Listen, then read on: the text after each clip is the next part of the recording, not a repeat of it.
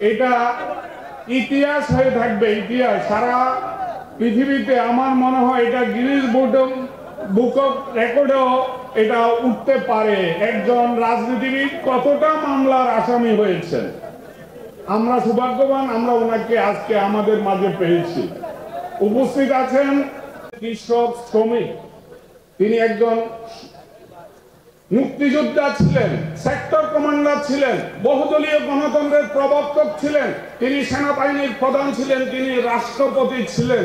তিনি এদেশের আমরা যারা জাতীয়তাবাদী দল করি আমাদেরকে শিক্ষা দিয়েছেন কর্মের মাধ্যমে মানুষের হৃদয়ে বেঁচে থাকতে হয়। শহীদ রাষ্ট্রপতি জিয়াউর রহমান টেকনাফ থেকে তেতুলিয়া সবাই বলে জিয়া জিয়া, কারণ উনার কর্মের মাধ্যমে উনি বেঁচে আছেন। উনি 24 ঘন্টার মধ্যে 18 ঘন্টা কাজ করেন। আজকে আমি বলবো এই সারা বাংলাদেশে যদি আমার নাঙ্গলকোট উপজেলার মতন এত উজ্জীবিত নেতা কর্মী থাকতো তাহলে কিন্তু আমরা অনেক আগে এই ফেসিবাদ থেকে মুক্ত হতে পারতাম। 2005 সালে আমরা প্রথম স্বাধীন করেছি নাঙ্গলকোট। আমরা 8 থানার পুলিশ দিয়েছেন লোটাস কামাল। আমরা সেদিন সকাল 9টার মধ্যে 40,000 লোক একত্র হয়েছি। আমরা লোটাস চত্বরে আমরা শেখ মুজিবের মুরাল আমরা ধ্বংস করেছি, শেখ হাসিনার মুরাল ধ্বংস করেছি। 100 ফিট লম্বা নৌকা তারা বানিয়েছিল, কি দিয়ে বানিয়েছিল? রড সিমেন্ট দিয়ে। এটার উপরে কারুকাজ করেছে, আমরা সেটা ধ্বংস করেছি।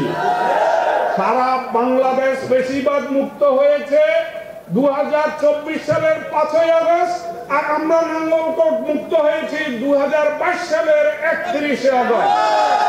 আপনারা জানেন ঢাকা চট্টগ্রাম রোড মার্চের সময় আমাদের উপর দিয়ে এখন মনোহরগঞ্জের বাইরে আছে দোলন, জানেন মনোহরগঞ্জ লাকসামের লোক যান নাঙ্গলকোট হইয়া চট্টগ্রাম হইয়া ঢাকা চট্টগ্রাম মহাসড়কে। আর আমরা 500 গাড়ির বহর নিয়ে, আমাদের মোটরসাইকেলের বহর নিয়ে লাকসাম, এক মন্ত্রী সাম্রাজ্যের উপর দিয়ে, আরেক মন্ত্রী বাগমারার সাম্রাজ্যের উপর দিয়ে, আর 2 মন্ত্রী সাম্রাজ্য আমরা দখল করে তাদের উপর দিয়ে দিয়েছি। আপনারা দেখছেন মেঘনা টিভি, সত্যি সন্ধানে সবসময়। এছাড়া দেশ বিদেশের নিত্য নতুন খবর জানতে মেঘনা টিভির ফেসবুক পেজ facebook+meghna tv.bd তে লাইক দিয়ে আমাদের সাথেই থাকুন।